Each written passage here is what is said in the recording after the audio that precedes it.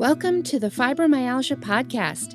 I'm Tammy Stackelhaus, fibromyalgia coach, author, and founder of the International Fibromyalgia Coaching Institute.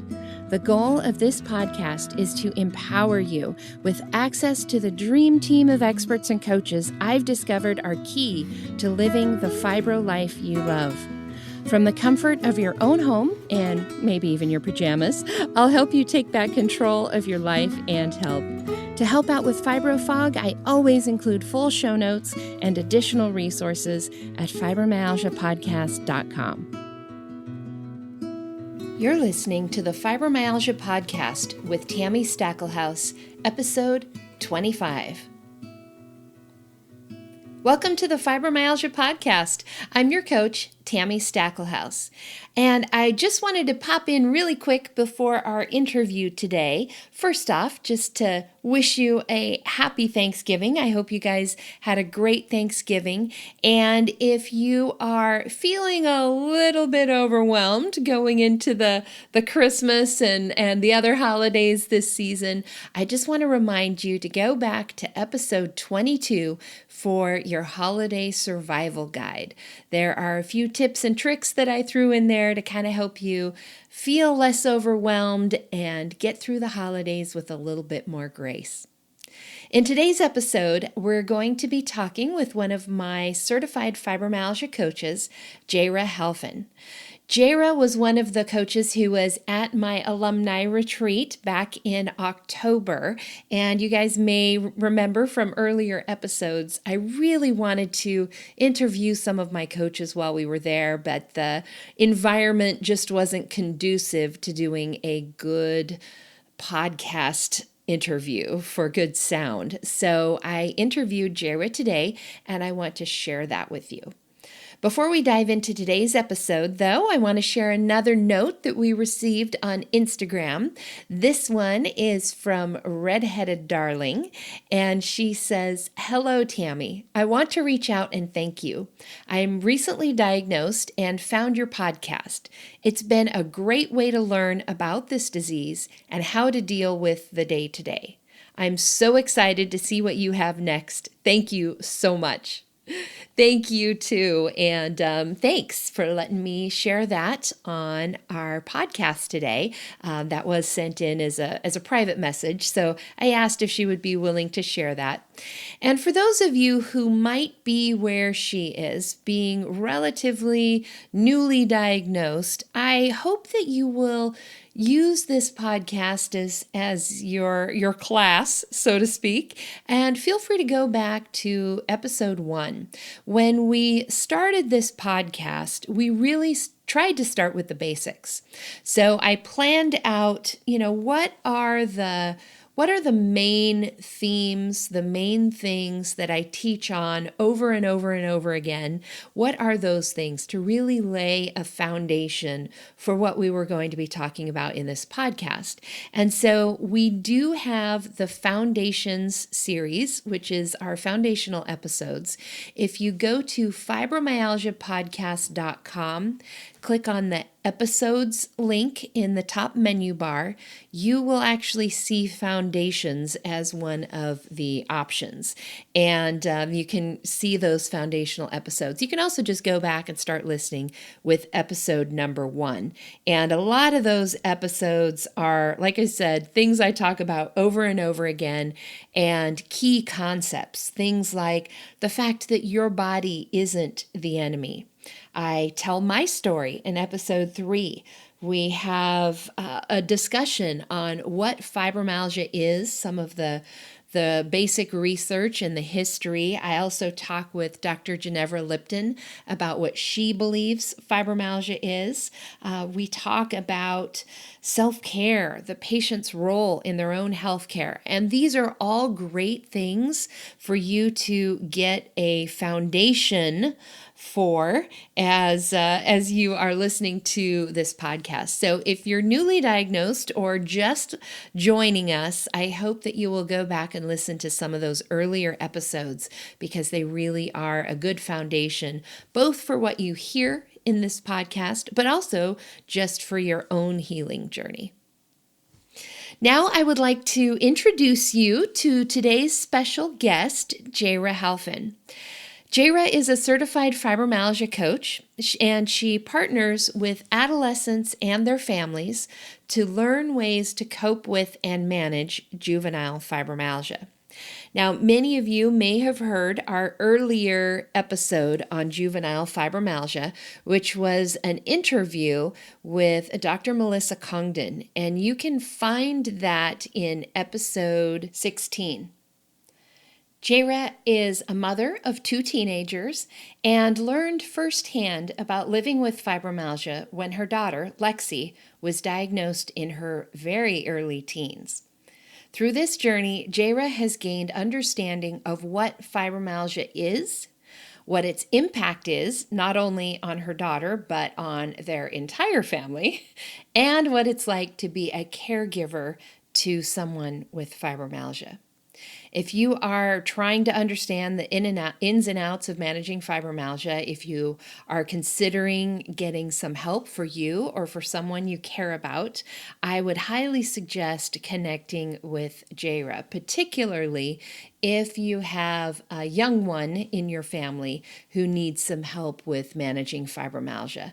As we discuss in our interview, Jara has a lot of experience just in helping Lexi with her own schooling and managing fibromyalgia. There's really a lot of things that can be done to make that journey go a little bit smoother. And I hope you would reach out to Jara if you need help with that. You can reach out to Jara directly at jarahalfen.com.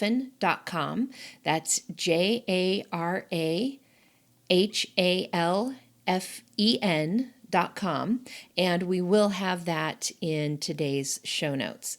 Do stay tuned after my interview with Jara. There are several other links and resources that I want to share with you guys, and we will have that at the end after my interview. And remember, as you listen, you never have to stress about taking notes or bookmarking things. We will have all of the links, all of the resources mentioned in this interview you'll be able to find at fibromyalgiapodcast.com/25 for episode 25. Hi, Jara. Thanks so much for joining us today. I'm so glad you could be here to share your story. Hi, Tammy. Thank you so much for inviting me to be on the podcast. I'm so excited about it.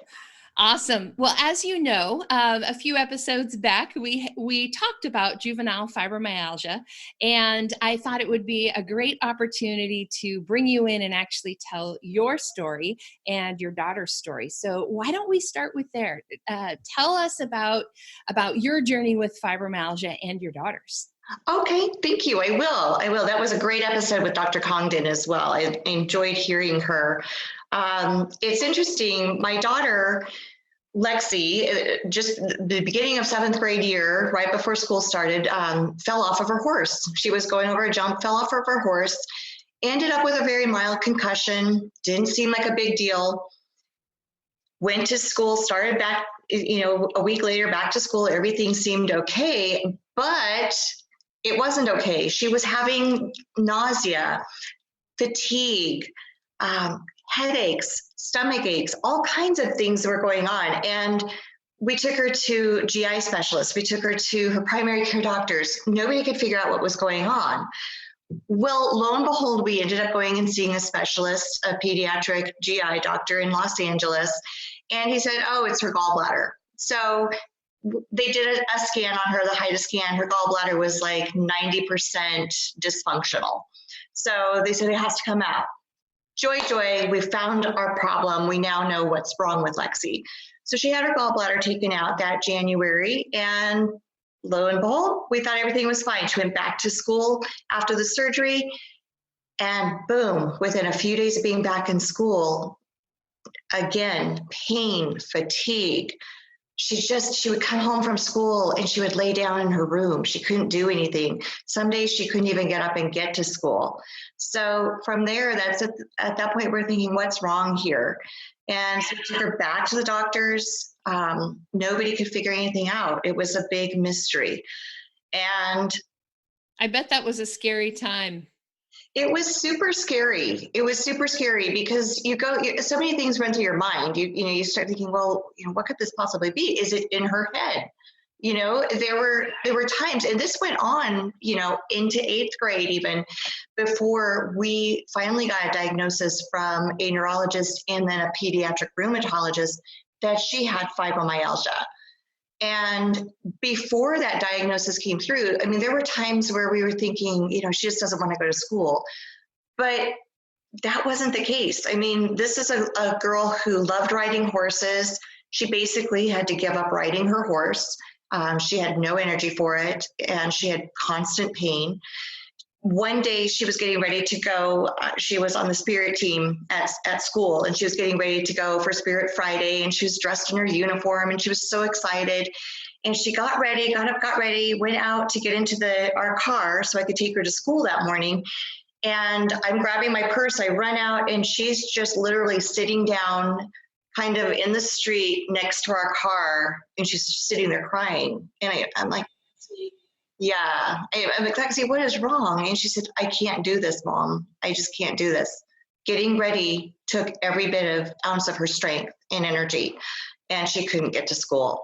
And at that point, that's when I knew there is something dramatically wrong with her. And right. When she can't do the things that she really wants to do. That's not just, I don't want to go to school because there's a test today. Yes. Right? That's right. It was not just something, nervousness or anxiety. And like I said, we finally did find, I went to the neurologist in our town, and I said to him, actually, do you think this could be fibromyalgia? Because I had started doing my own homework and research. And he did some testing on her. And of course, by then they had ruled out everything else. I mean, they had done blood work. They had done rheumatology. They've done a workup to see if it was arthritis, if it was lupus, if it was mono. All those things have been ruled out. And at that point, the neurologist said, I think this very well could be. So he sent us to a pediatric rheumatologist in LA, because we were living in a small town in California. And we went to the pediatric rheumatologist. She did the sensitive point tests where she did the touching on the sensitive points. And she said, yes, I believe she has fibromyalgia, juvenile fibromyalgia. So we're like, okay, so we've got a diagnosis. What do we do now? Where do we go with this? How old was she when she got that diagnosis? She was 14 when she got the diagnosis. Wow, that's young. Yes. And we were so relieved to have a diagnosis, to have a name to what she had.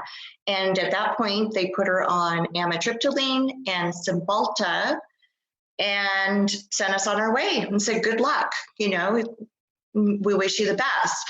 Well, the amitriptyline and Cymbalta combination did end up taking care of her pain, which we were thankful for. But she spent another 2 years after that basically in bed, homeschooling, not riding her horse, not going and doing normal teenage activities with her friends, because of the fibromyalgia. And they couldn't tell us what to do at that point for the fatigue. Wow. So how did that affect your family? Because, she's 14. That's pretty young. It had a big effect on us because a lot of our time, myself as her mom and her primary caregiver, and her dad, we were both, pretty busy researching and trying to figure out what was going on with her. It caused a lot of worry, a lot of stress.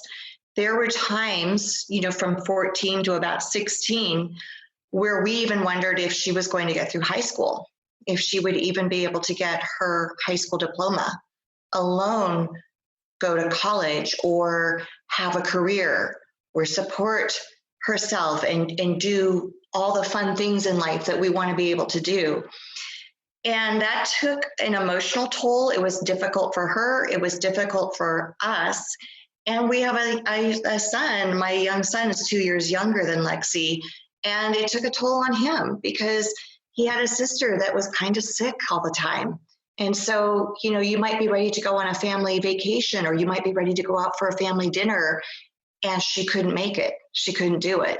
So that changes everything. It changes the dynamic. A lot of time and attention was focused on her. A lot of money was spent on her because, as most people out there know, insurance doesn't cover a lot of treatments. We have co-insurance, we have deductibles. So we had a big financial hit that directly impacted the family. And I think those are all things that people with sick kids, they just, until they have a sick kid, they don't realize the total impact of that. And your whole family life basically revolved around her and her illness. It did. It did. We spent a lot of hours traveling. Like I said, at that time, it was before we moved. We moved to Tucson, Arizona since then. And so we have easier access to specialists and different providers here. But when we lived in our little town in Bishop, California, we'd have to drive a minimum of 3.5, 4 hours to get to any kind of a specialist. So we really struggled. In fact, that was a big component. That was a big reason that we actually moved from our little hometown that we loved. We came back to Tucson because Lexi really needed more healthcare services than what we had available to us there. And so that was a huge impact on our family. And it's been an okay thing. There were other reasons that we had decided to move as well, but that was one of the big major ones. So you talk about an impact, that families face from maybe having to move to having to come up with money and resources that they never dreamt that they'd have to come up with. How were the dynamics between Lexi and her brother with all of the focus and everything being all about her? How was their relationship? Can we talk about that? Yes, we can. Yes, we can. Yes, we can. They have been very close. They're 23 months apart, actually 24 months apart. And they're very close. But even now, there have been periods of time where her younger brother has felt like he hasn't gotten as much, attention, as much time. And so we've really had to step back and focus on him specifically and creating time and energy for him. We even did things to help my daughter keep her motivation and to keep her inspiration going and to give her sort of that light at the end of the tunnel. We kept her horse. We actually kept her horse and kept hoping that she'd be able to get back into riding and taking those lessons. So we spent a lot of money keeping that little light for her. And in actuality, that was a lot of time and money. And, so my son will say that sometimes, well, Lexi had a horse all those years. And, so now when I turn 16, can I have a sports car? Right. Yes. So the key thing that we've learned, you've got to really, as a caregiver or as a parent, you have to protect your own energy to a certain extent, because you have to not only give that energy to the child who's sick in your family, but you still have other kids and other commitments. My son still needed time and attention in different ways. So we had to really learn how to focus and give him that special time and attention, so that he understood he was just as important as his sister who was sick. And most people, if you've got sick children, you don't quit working. You don't, quit parenting your other children. You don't quit being a spouse or a daughter or a son. You still have to maintain all of those roles while also working with your sick child. So it was quite a challenge. No kidding. No kidding. So tell us so she got her diagnosis. Where did you guys go from there as a family? Well, where we went from there, after the diagnosis, as I had said, the pain was under control fairly quickly. We were very blessed that the pain was under control, but the fatigue continued. And so we moved to our bigger city. We moved to Tucson, and we found a new neurologist. We actually took her to see him. he was he is still part of her clinical team of providers and doctors. And he did some blood work on her, realized that she was very low on CoQ10, gave her the prescription basically to go on CoQ10. And within weeks, her energy level started to come up. She was finding that she was able to get out of bed for a few hours during the day. She could even go and ride a horse every once in a while. So there were little pieces like that. We also found a naturopath who helped her to figure out her thyroid issues. She had thyroid issues, lo and behold. She's actually got Hashimoto's. And so our functional medicine doctor helped us to discover, okay, there are supplements and things that she could take to help with her thyroid. That started helping her with her energy. There were all of these little incremental steps that we started taking, through suggestions of her healthcare team. Actually, another thing that was awesome in that process is we got to work with a coach. We worked with Kate Strauss, who you set us up with when I joined IFCI. We met Kate, you introduced us to Kate, and we worked with her as a fibromyalgia coach for my daughter. And one of the biggest, most important things that Kate did for us is she helped Lexi with her sleep, because Lexi hadn't been able to sleep. She would maybe fall asleep and wake up, or have trouble, maybe never fall asleep, be awake all night. Well, lo and behold, we discovered through Kate and working with Kate that taking the Cymbalta at night didn't work for Lexi. It was almost more like a stimulant.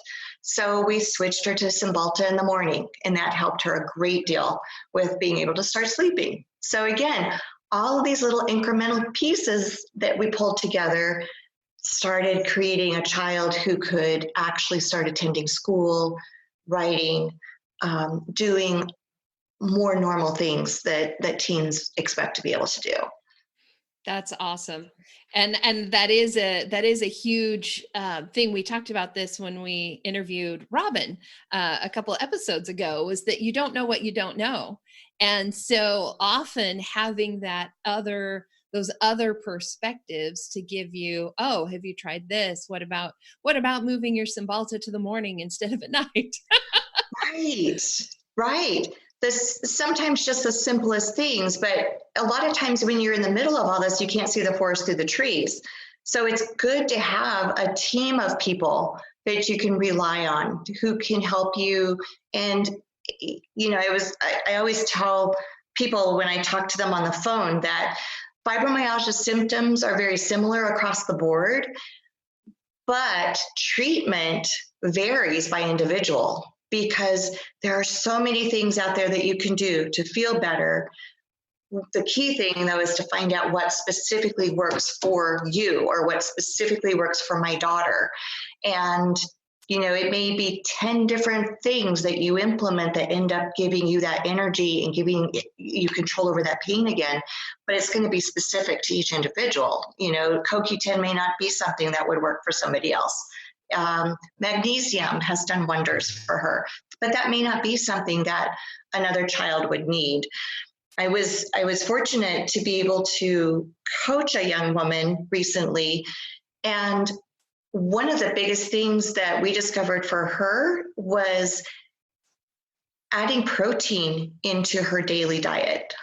She really hadn't been eating much at all, like not even a lot of calories. So she wasn't getting a lot of energy from food. And at the point we started adding protein in, that made a huge difference for her. For my daughter, another thing that's really worked wonders with helping her to get her energy back is cutting out gluten. So she's not 100% gluten-free. I mean, she's a teen. She will go out with her friends and have a pizza or go to Subway. But for the most part, she manages her gluten. And from day in and day out, she doesn't eat much gluten. It's kind of a once in a while thing. And that's done a tremendous amount to help her with her energy. And so all of those little incremental things we were able to sort of learn and muddle through and figure out. So now she's got her toolbox of things that she relies on to feel good. One of the things I've heard you said a bunch of times in our interview here was talking about incremental things. And I just really want to highlight that for everybody who's listening. I think so often people are looking for that one magic bullet that's going to make the massive difference in how you feel. But the reality is, feeling better with fibromyalgia is really about a bunch of little things that add up together. Right. That is exactly right. And I love how you refer to it as those are the tools that we figure out for our toolbox. And people need to get to the point where they figure out what works for them. Magnesium baths do wonders for some people. For others, not so much. But it is important to work through and figure out the combination of things that works for your body. And we were lucky enough to do that. And Lexi has done really well. She's actually graduating from high school December of 2020. So that's one semester later than it was going to be May of 2020. She's going to school one extra semester, but considering all that she had to miss, we are so fortunate that she's going to be graduating and just only an extra semester longer. So that's amazing. It is. And we just sort of took the point of view that, hey, you know what? There is no rush to get through life. There is no rush to get through high school. There is no rush to start college or get through college at a certain length of time. You know, we've got years ahead of us. So it was nice to be able to figure out with Lexi what worked for her so she could start really pursuing her dreams. And so she's going to be graduating. She's actually taking community classes now at our Pima Community College. They're dual credit classes, so she's getting a jump start on some of that. She did ultimately end up giving up riding her horse, but she had a secondary diagnosis. When she was 16, she was diagnosed with a connective tissue disorder. Not Ehlers-Danlos, not Marfan's. They know it's some sort of a connective tissue disorder, but they don't have a name for it. And so that has required her to go through a couple of different surgeries. She had a lot of cartilage overgrowth in her ribs that had to be taken out. Her foot went literally flat within like a month or two's time. It just collapsed. So she had to have that rebuilt. And it's for those reasons, though, that the surgeons have recommended that she not ride anymore. Because if she does ride, she could do damage to that foot again or to the left rib cage. But as far as the fibro goes, she's managing it, which is amazing. That's great. It is. How old is Lexi now? Lexi is going to be 18 this weekend. Ah, that's great. So 4 years from diagnosis to management. Yeah. And she's now working part-time. She's got her own little dog walking business, and that's awesome. She dog sits, and she's going to school and doing all of those fun things. Now, she is, for us, we found that homeschooling, and I don't homeschool her, but we go through a homeschooling program that is just like it's a normal accredited high school, but you can do it from home. And we found that that was the best. She tried both ways. She attended high school and she's done the homeschooling program. And for her, the homeschooling is just a little bit easier. Those days of walking across campus and getting there at 8 in the morning and leaving at 3:30 in the afternoon and walking back and forth, things like that, it just didn't work out as well for her. So that's another thing that we've done that's been really helpful. Another tool in the toolbox. Another tool, yes. And that's one of the things that I did want to mention for people real quick. Jara is a coach. We'll talk about that in a second. And she does coach juveniles with fibromyalgia and their families. And one of the things that she can really help with is figuring out all of this school stuff with all of the things that they've gone through in their family with Lexi, and figuring out really the best way for her to attend school. And like she was just saying, figuring out the homeschooling. You want to talk a little bit about some of the tools and options that are available for people who might be looking for that? Sure, of course, I'd love to. There are different options for families with kids that need that extra support. There's actually like there are IEP programs, the independent education plans, and that's under the Civil Rights Act. There's actually an IEP that can be put in place. For kids, and that's typically more for kids who might need like physical therapy, speech therapy. They might have some learning challenges, things like that.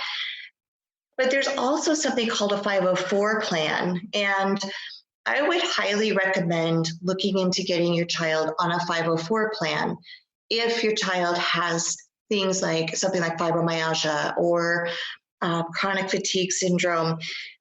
The 504 plan is not as difficult to get your child on. It's a pretty simple process, but it basically then allows the school to work with you and come up with a plan to help your child get through days of school. And there are those little added things that help, such as for my daughter, she gets mixed into time to turn in assignments because she might have a flare. And if something's due that next day, she may not be able to get to it, but she's got some extension and some grace period on those assignments. Sometimes people have 504s in place. Their kids might need breaks throughout the day. So having a 504 in place with your school, and it's a joint partnership between you and your child and your school, people then at that point, teachers understand, hey, this child needs to go and lay down for 10 minutes. It's okay. That child can just get up, go to the nurse's office, lay down. There aren't questions asked. It's not a big deal. And we always had a lot of support from Lexi's schools. When she was in middle school and we were figuring all of this out, they worked with us, but we didn't actually have an official 504 in place. And I regret that because it was an awesome school. They helped us, they worked with us, but there were one or two teachers that just didn't know what fibromyalgia even meant. They didn't believe in it. They doubted her. It would have been nice just to have had a formalized plan in place, because then everybody knows what they have to do, what their role is in getting through the week of school, from the parents to the kids to the teachers. Absolutely. And I can imagine that. I mean, being somebody who lives in a fibro body, right? Like sometimes we need to get up and stand and like wiggle around a little bit and not just sit in one place for an hour or whatever, or, wear sunglasses because the lights are too bright, or, whatever those things might be that might not be looked upon so positively if you're in a school classroom.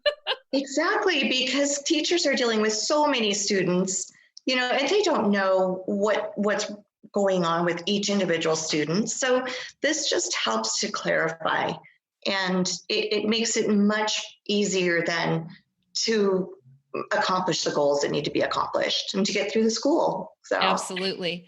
And for those of you who heard our earlier episode 15, where we talked about work accommodations and getting these kind of accommodations as an adult in your workplace, this is like the child school equivalent of that. Yes, it is. Exactly. Your child may need protein and frequent snacks throughout the day to keep the energy level going. Well, if most teachers don't allow food in their classroom, that can get kind of sticky and tricky, So again, a 504 will help you define what your child needs, and the teachers and the administration then understand, okay, this is for medical purposes. That's excellent. That's excellent. And I know that there are a lot of people out there listening to this who probably have kids that fall into this category. When I was a kid, this is the kind of stuff I could have used. I wasn't diagnosed with fibromyalgia back then, but if it was happening today, I probably would be, because I see it. It's just, back in the 80s, we weren't diagnosing kids with fibromyalgia so much. We weren't even diagnosing adults back in the 80s. Precisely. I was reading something just the other day, and they're estimating that as high as 6% of school-age children might have fibromyalgia. That's almost 15 million kids in the United States. And that's becoming more of a common diagnosis now with rheumatologists. Pediatric rheumatologists are diagnosing it more and more frequently because it's becoming better understood. A lot of times kids have growing pains. My daughter always had growing pains. And, you know, as people know from listening to Dr. Congdon a couple of weeks ago, there are no such things as growing pains. You know, babies grow tremendously, you know, within that first year, and it shouldn't hurt to grow. So as people become more educated, as physicians become more educated about what fibromyalgia is or what it presents like, the diagnosis is becoming a little bit more common. And for those of you who may have missed the interview we're referring to with Dr. Congdon, she is a pediatric physician who specializes in fibromyalgia. She does also work with adults with fibromyalgia, but she was trained as a pediatrician. And you will find her interview at episode 16. So fibromyalgiapodcast.com/16. And her interview is all about juvenile fibromyalgia. And she talks a lot about how that's diagnosed, what signs to look for with your children, and what to do if you notice some of these signs. I also highly recommend connecting with Jara if you're a parent listening to this. She has a lot that she can help you with and share with you from a parent's perspective, as someone who has raised a successful young woman now. Thank God. Fibromyalgia. With a lot of God's help and support from reading your book and training from everything I learned about fibromyalgia in your classes, it's really been quite a miracle that we've come to where we are. Because like I said, there were times where we were wondering, you know, what is this child's life going to end up being like? So, which has got to be like the scariest thing ever for any patient or parent, I should say, looking at their kid and thinking. It's frightening, and it's frightening for them. I mean, you know, she went through some times of being really very sad. You know, there weren't proms and there weren't, you know, the football games. You know, if she'd go to a football game on a Friday night, she might be in bed for the next week. So it's very hard on the kids, especially, who are dealing with it and trying to lead what they perceive as a normal life for a teenager. They see that they're missing out on things, and that's heartbreaking for the parents and caregivers to see as well. So. And, you know, playing what if is a dangerous game, but at the same time, thinking about the people who might be listening who may have teenagers or younger even diagnosed with fibromyalgia, what advice would you give them, and what difference do you think it would have made for Lexi if you had gotten the right help early on? Well, one thing I'm thankful for, and I'm thankful for a lot of things, but one thing in particular is that we figured out that she has fibromyalgia at an early age. I mean, some kids as young as 5 years old have been diagnosed. And we, you know, I believe there were things going on with her at that age even.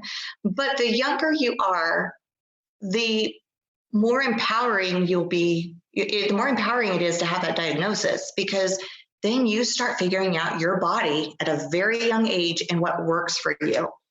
And I think we were actually blessed to find out at 14 that she had fibro and to have that answer. My advice would be to parents and to kids is, parents, you got to be an advocate. You got to fight. You've got to be an advocate. You've got to, no stone can be left unturned. You have to dig deep. And you know your child better than anybody else, better than any doctor, any physical therapist. You know your child. So, you know, be paying attention and observing and seeing what your child's going through. And for parents and kids, there will be answers. You can manage this. Fibromyalgia, even chronic fatigue syndrome, all kinds of things you can learn to manage and function and thrive and have a life. So there is hope. And I guess that would be the main thing I'd want parents and kids to know. Parents advocate, be there, observe, talk to those physicians, research, make those phone calls, and know that there is hope, that it can be okay. That's awesome. That's so true. There's so much out there that points in the direction of not having hope, but you guys, you can have an awesome life. Fibromyalgia doesn't have to be the end. Yes, it doesn't.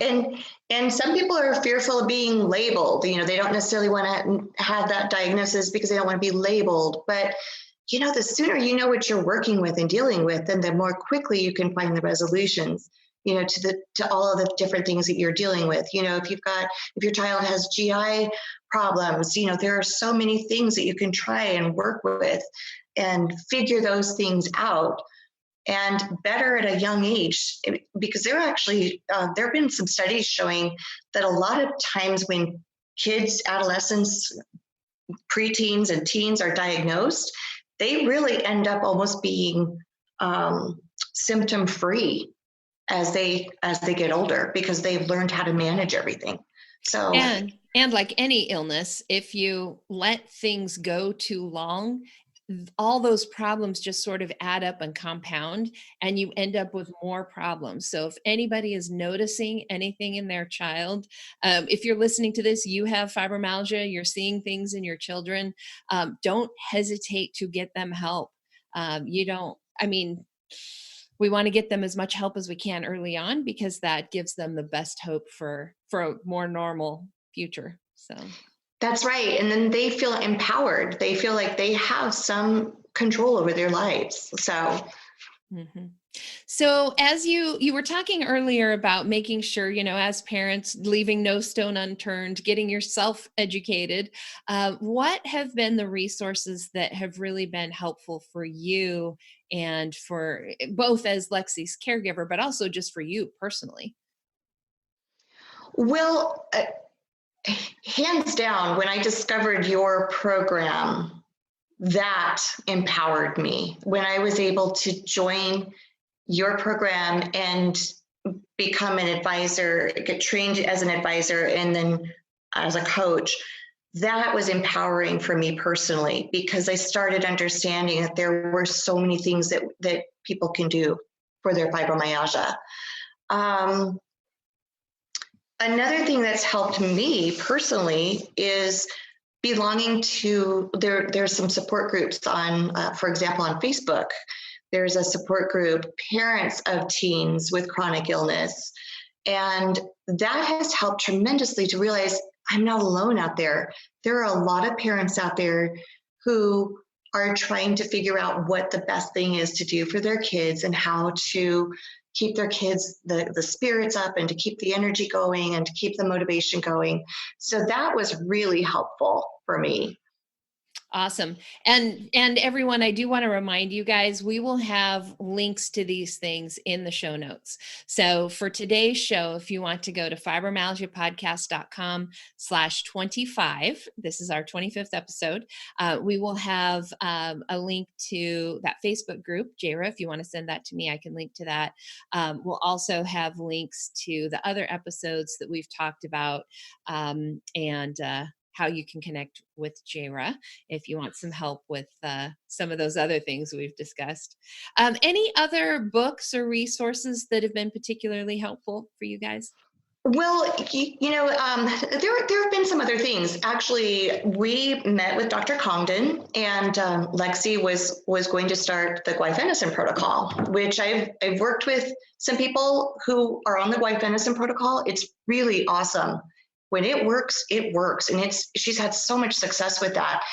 We ultimately didn't do that for my daughter because about the time we were going to start her on the guaifenesin protocol, she was diagnosed with a connective tissue disorder.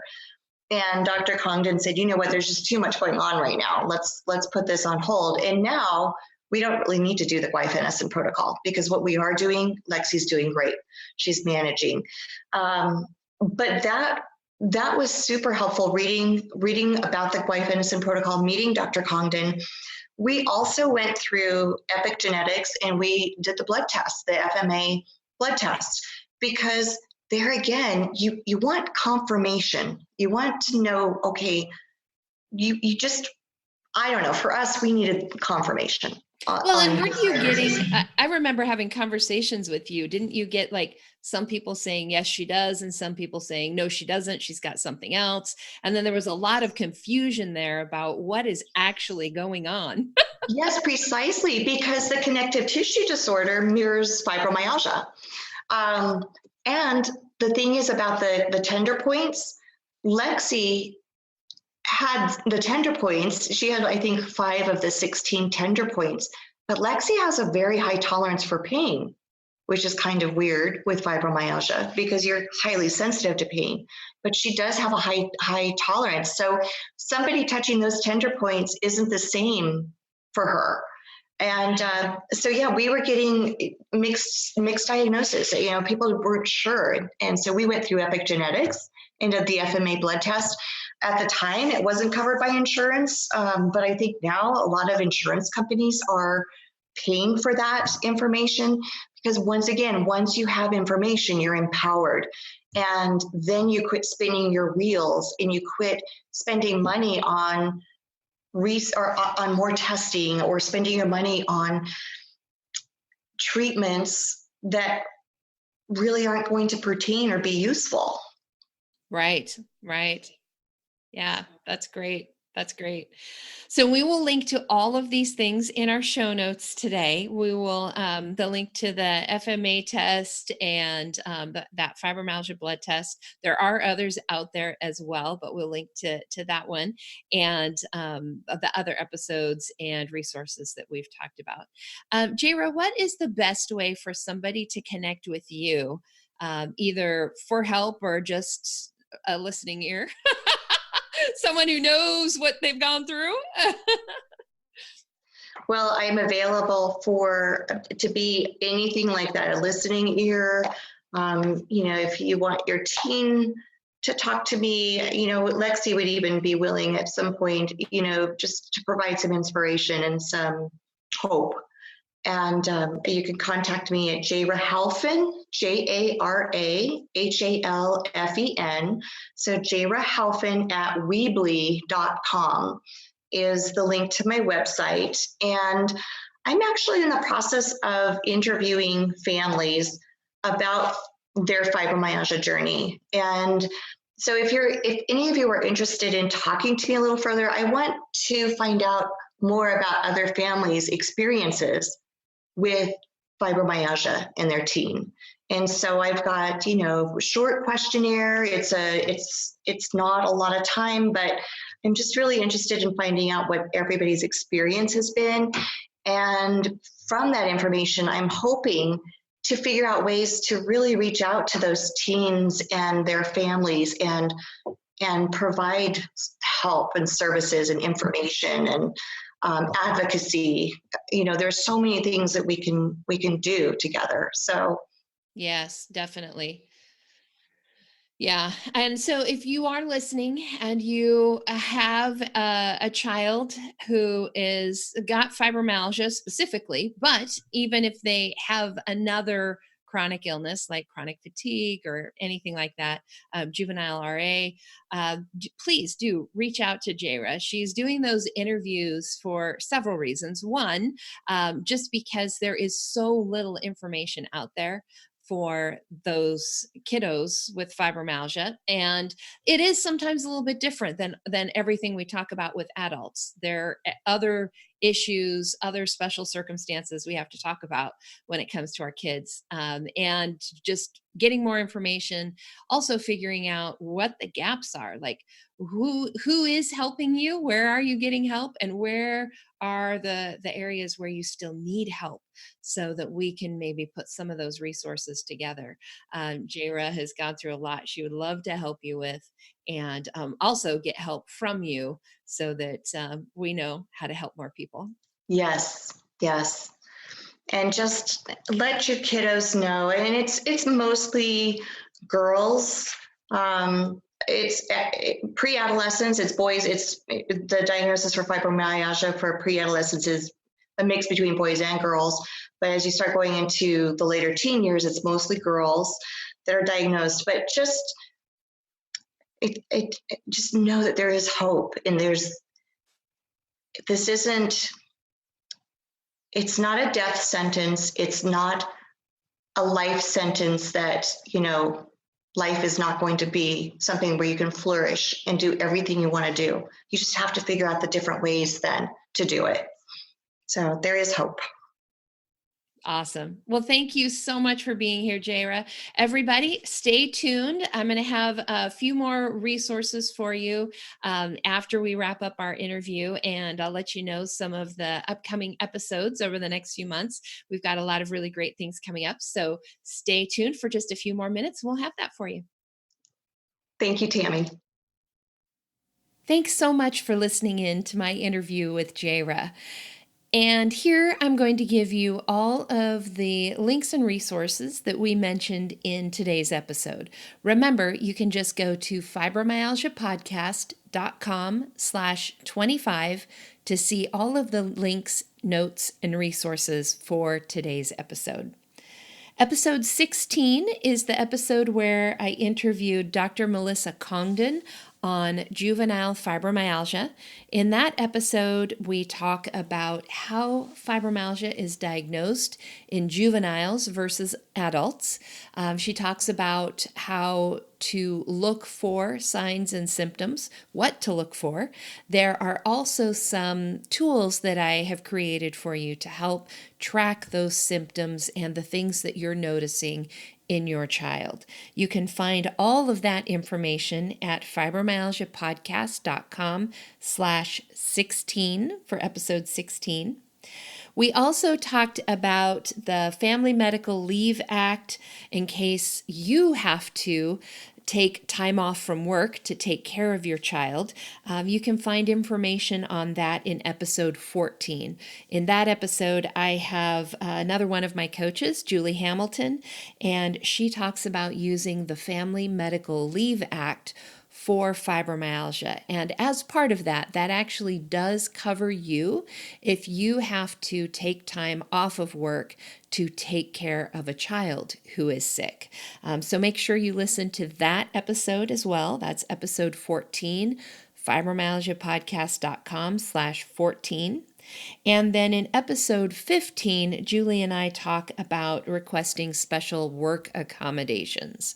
And this is really more about you, if you have fibromyalgia. So in listening to this episode, if you thought, oh gosh, it would be awesome if I could have something like that for me at work, that is episode 15. Episode 15 might also give you some ideas for things that you might be able to request as accommodations for your child. Because fibromyalgia bodies, there are a lot of similarities there. And so there may be some things in that episode that give you ideas for ways that you could adjust your child's work environment, quote unquote.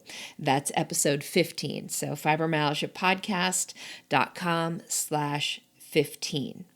We also talked about the 504 form and the IEP, the Individual Education Plan.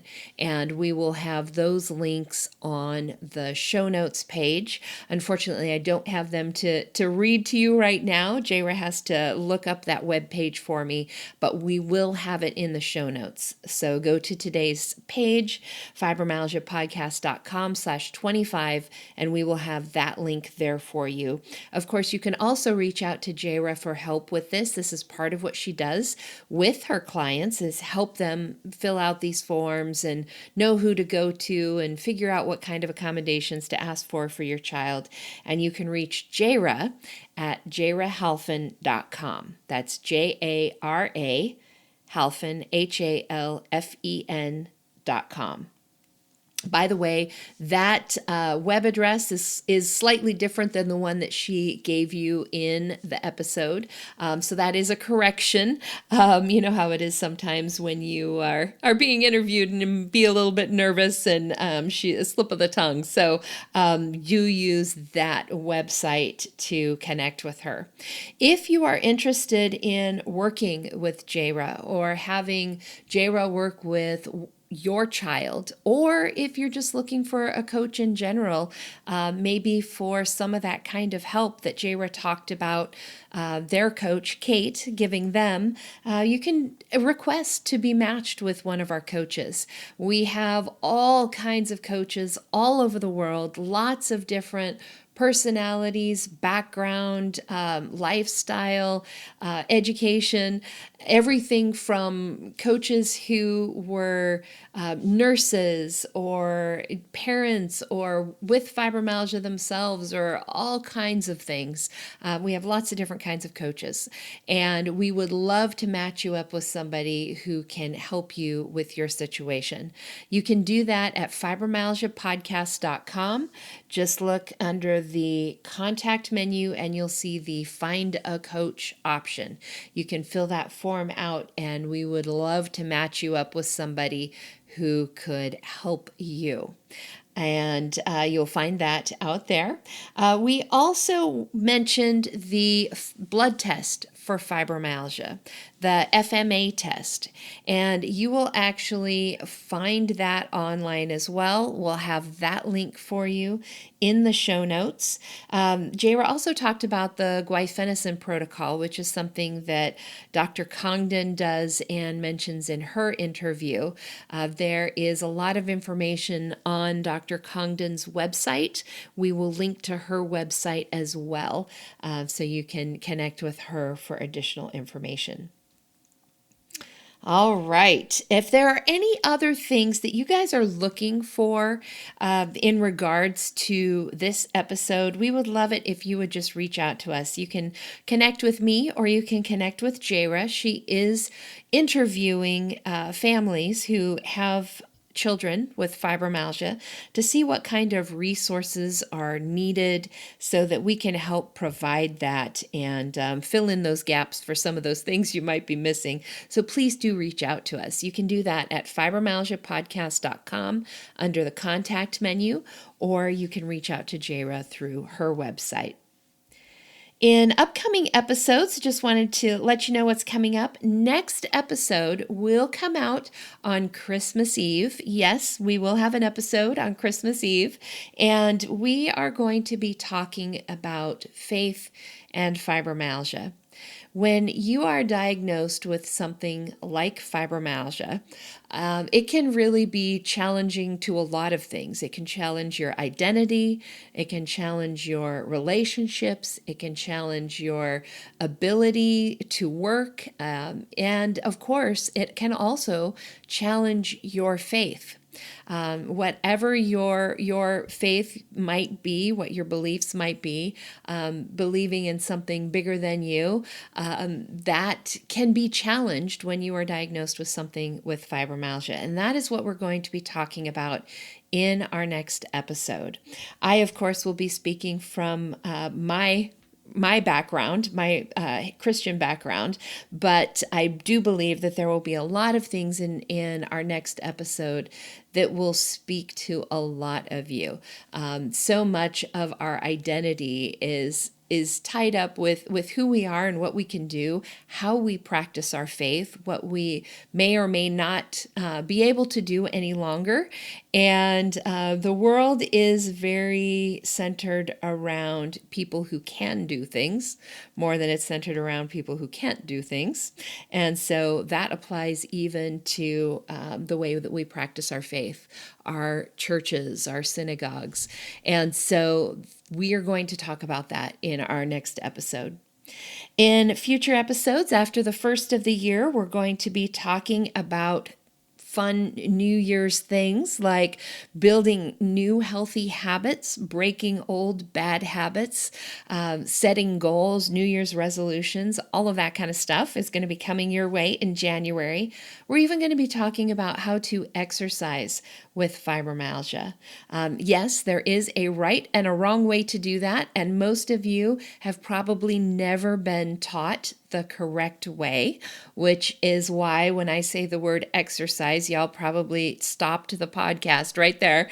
But we're going to be talking about that anyway, to give you guys the tools to be able to do that effectively, if that is something that you're interested in. We also are going to have our next Ask the Coach coming up in just a few episodes, and I would love to get your feedback on what questions you would like me to answer as part of that Ask the Coach episode. And I do choose that based on what I get in from people. So don't wait for somebody else to send in their suggestion, because I do look at what suggestions get the most votes. So be sure and send in your thoughts, your questions as well. And with that, I'm going to go ahead and wrap it up for today. We'll see you guys back here in a couple of weeks as we talk about faith and fibromyalgia. Have a good couple of weeks, you guys. Bye. And that wraps up another episode of the Fibromyalgia Podcast. If you're ready to see if working with a fibromyalgia coach can help you feel better faster, visit fibromyalgiapodcast.com, where you can schedule a complimentary consultation to explore your options. During this call, we'll discuss your fibromyalgia journey, what your needs and challenges are, and give you recommendations on how to reach your goals the quickest way possible. Thank you for tuning in today, and join us next time as we explore more ways to help you take back control of your life and health. My music and sound editing were done by Daniel Munkus at Subtle Soup Records. Podcast management and creative copy by Sonia Louise of Performance Podcasting.